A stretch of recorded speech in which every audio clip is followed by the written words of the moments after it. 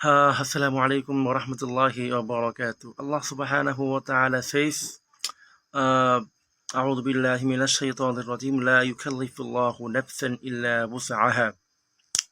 Allah subhanahu wa ta'ala doesn't charge a soul except its capacity. অর্থাৎ আল্লাহ সুবহানাহু ওয়া তাআলা কোনো বান্দাকে তার সাধ্যের বাইরে কোনো কিছু চাপিয়ে দেন না। তো অনেক সময় আমরা বলে থাকি যে আমার এই বিপদ, আমার সেই বিপদ, আমার এত টাকা ঋণ, আমার শারীরিকভাবে আমি ক্ষতিগ্রস্ত হচ্ছি, মানসিকভাবে ক্ষতিগ্রস্ত হয়ে পড়ছি, আমার ফসলের ক্ষতি হচ্ছে, আমার সম্পদের ক্ষতি হচ্ছে।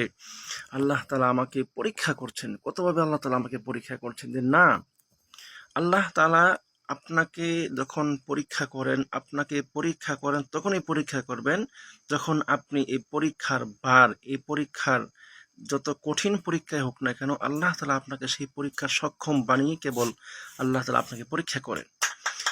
আসলে আমরা একটু ব্যাখ্যার মধ্যে যাই। একটু চিন্তা করুন। দেখুন, যখন আমরা ছোট ছিলাম, আমাদের প্রাপ্তবয়স্ক আমরা হই নাই, আল্লাহ কিন্তু তখন বলেন নাই যে বান্দা তোমাকে এখন রোজা রাখতে হবে। যখন আমাদের শরীরের মধ্যে শক্তি আসছে, আমরা প্রাপ্তবয়স্ক হয়েছি, তখনই আল্লাহ তাআলা হুকুম করেছেন যে বান্দা এখন তোমাকে রোজা রাখতে হবে। ঠিক তেমনিভাবে একটু চিন্তা করুন, যাকাত কি সবার উপরে ফরজ? যে না, যখন কোনো ব্যক্তির নির্দিষ্ট পরিমাণ সম্পদ থাকবে এবং সেই সম্পত্তি 1 বছর তার কাছে থাকবে, তারপরে কিন্তু তাকে যাকাত দেওয়া লাগবে।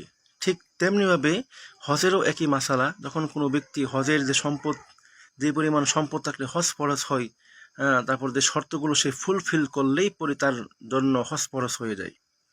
তো আল্লাহ তাআলা কোনো বান্দাকে তার সাধ্যের বাইরে কোনো কিছুই